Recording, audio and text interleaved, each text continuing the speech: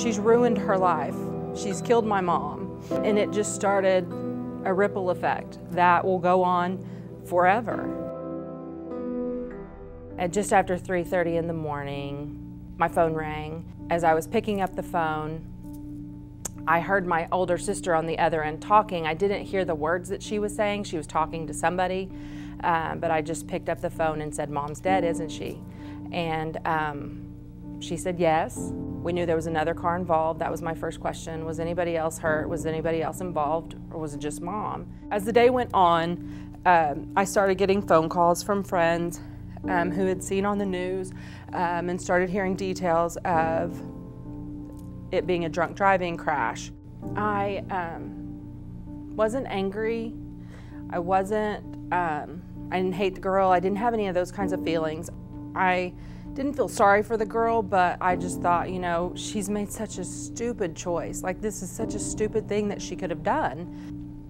My mom was estimated at going the speed limit of 50 to 55, and the girl, I've heard estimates between 80 and 100 miles an hour is what they estimated her to be going.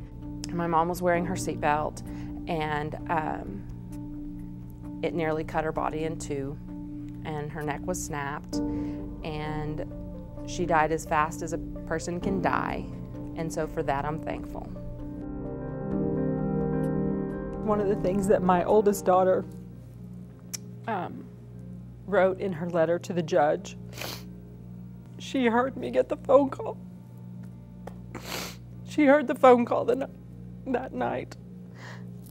I didn't know that until I read her letter. She heard the phone call, and she didn't know what to do. But the things she talked about missing and the things that will impact her are, she was looking forward to my mom doing her hair for her prom and her wedding. And so this past winter, or just a couple of months ago, when my daughter had her first formal, it's all of that coming back, and just going to get my daughter's hair done was a sad event when it shouldn't have been. About a year later, one of my mom's friends sent me a letter along with this piece of paper. It's my mom's handwriting, which I love my mom's handwriting, always have. One thing I could not live without is faith in God. Two things I'd like to be remembered for are kindness toward others and a loving mom who tried her best.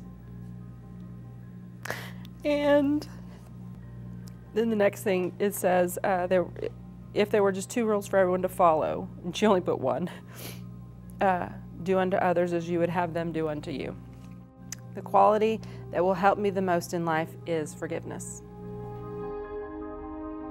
I speak at Victims Impact Panel, and I enjoy doing that because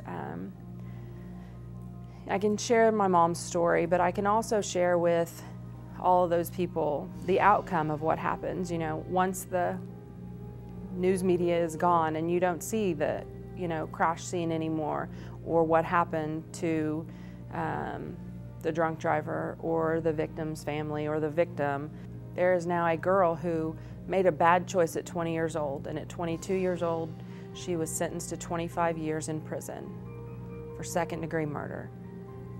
And she has to serve 85% of that sentence. So in 21.25 years, she will be able to go and ask for her freedom.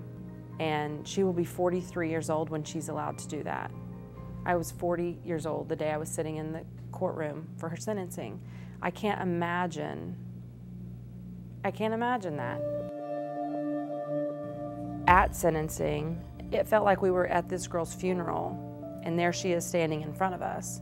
The judge asked her that day if she thought she was going home, because there was something he asked her something, and I guess the way she answered it made him think that, like, she maybe doesn't get the seriousness of this day. He said, "Did you think you were going home today?" And she said, "Yes." He said, "You're not going home today, or at least not to the home you knew. I'm sending you to prison for 25 years. And I thought I was going to throw up, and I'm not the one that was getting ready to be handcuffed. So I have no idea what it felt like for her. I don't have any idea what it felt like for her family. It almost felt heavier than my mom's funeral because she's got to live through that. And at least my mom's gone and she's in heaven and she's in a good place. But I don't know, it's indescribable.